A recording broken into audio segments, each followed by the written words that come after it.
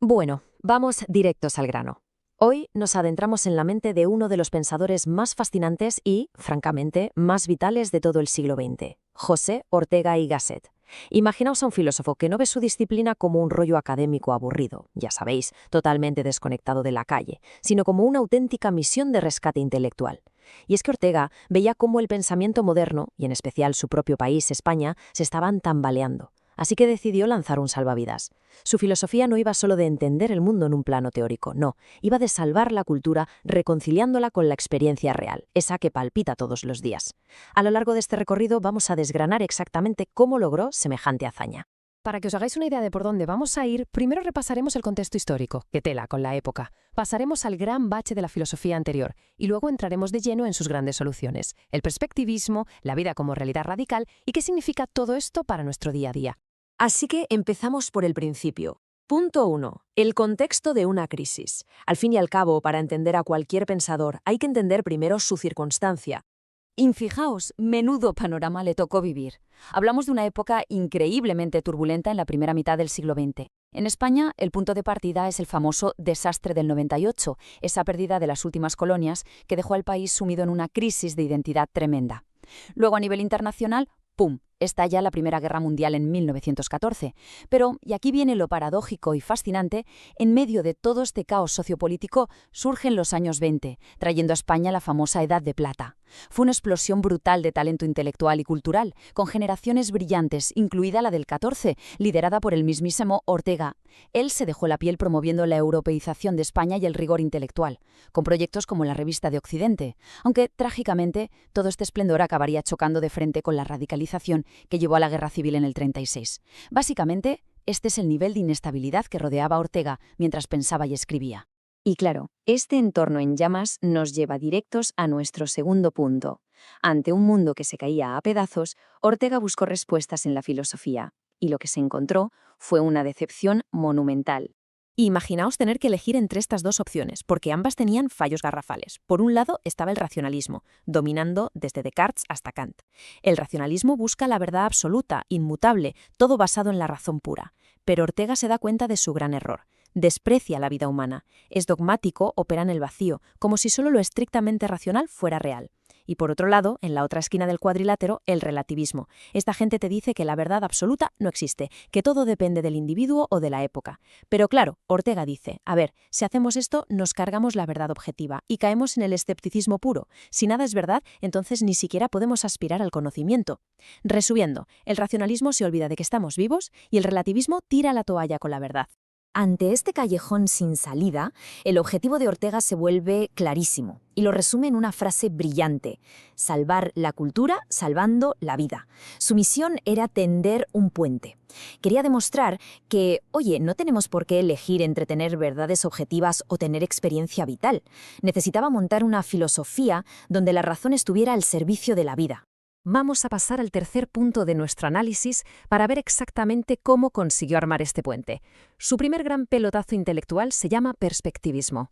Porque claro, si el racionalismo puro es irreal y el relativismo no nos lleva a ninguna parte, la pregunta del millón es, entonces, ¿cómo narices captamos la verdad? ¿Cómo conocemos la realidad de forma objetiva, sin tener que despegarnos de nuestra propia vida?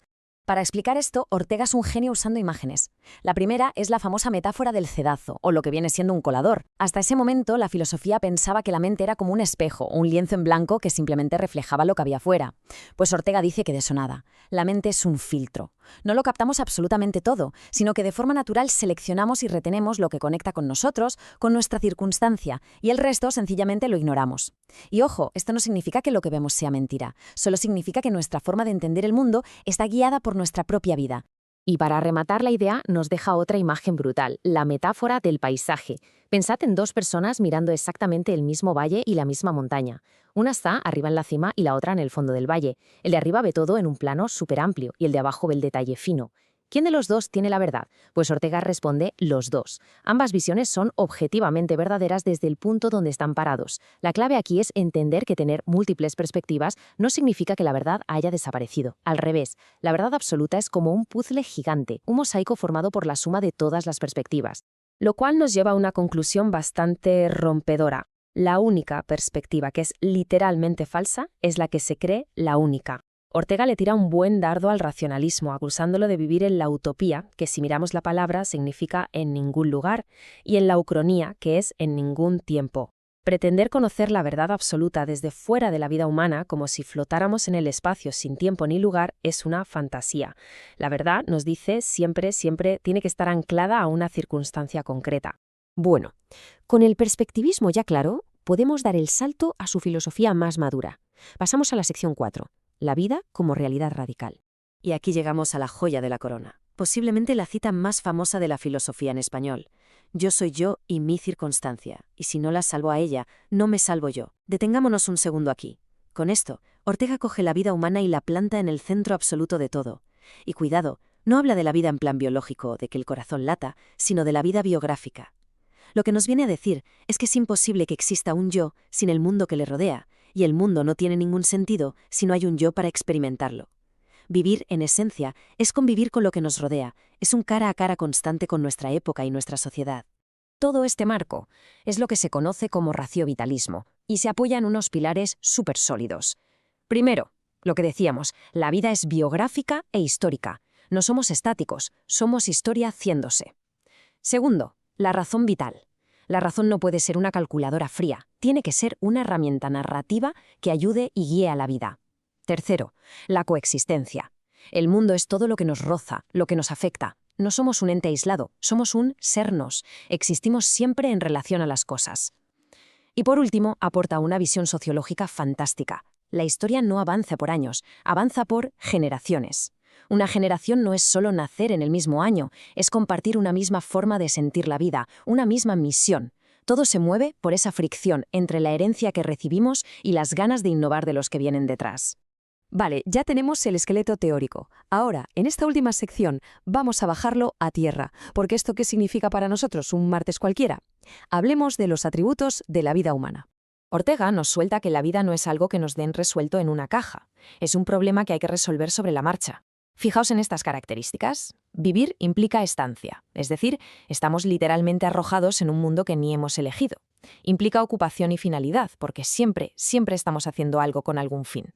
Exige libertad, y ojo aquí, porque al ser la vida un problema, estamos obligados a tomar decisiones constantemente. Y por último, la futurición. Cada pequeña elección que hacemos es nosotros mismos proyectándonos hacia el futuro, imaginando lo que viene. La circunstancia te la dan, sí, pero el guión de lo que haces con ella lo escribes tú. Y esto queda maravillosamente resumido en cómo Ortega ve al ser humano. Dice que somos libres, pero con truco. Estamos forzados a ser libres porque no tenemos la opción de no elegir. Somos seres racionales e históricos usando esa razón vital para lidiar con el mundo. Pero quiero que os fijéis mucho en estos dos últimos puntos. Ortega dice que somos novelistas de nosotros mismos. Como no venimos de fábrica con una esencia inamovible, tenemos que inventarnos cada día a través de nuestras decisiones. Y además somos seres técnicos y culturales. No nos limitamos a buscar cobijo en la cueva como los animales. Usamos la técnica para modificar la naturaleza y sobrevivir. Y la cultura, esa cultura que creamos, no puede ser un simple adorno de museo. Tiene que ser una herramienta viva, siempre al servicio de la vida. Para cerrar, si vivir es estar en diálogo constante con lo que nos rodea, la filosofía de Ortega nos deja un reto monumental sobre la mesa. Hoy en día, en un mundo que va a 1000 por hora, hiperconectado y tecnificado, la gran pregunta es ¿cuál es nuestra circunstancia hoy? Y más importante todavía, ¿cuál es nuestra misión histórica como generación? Evidentemente, Ortega y Gasset no dejó un manual de instrucciones para el siglo XXI, pero nos dio el mejor mapa posible para que encontremos nuestra propia perspectiva. Es una invitación a no mirar hacia otro lado, a usar esa razón vital y a coger las riendas de nuestra propia historia. Así terminamos este análisis, una forma brillante de darnos cuenta de que, en el fondo, la filosofía es la herramienta más práctica que existe para navegar nuestra propia vida.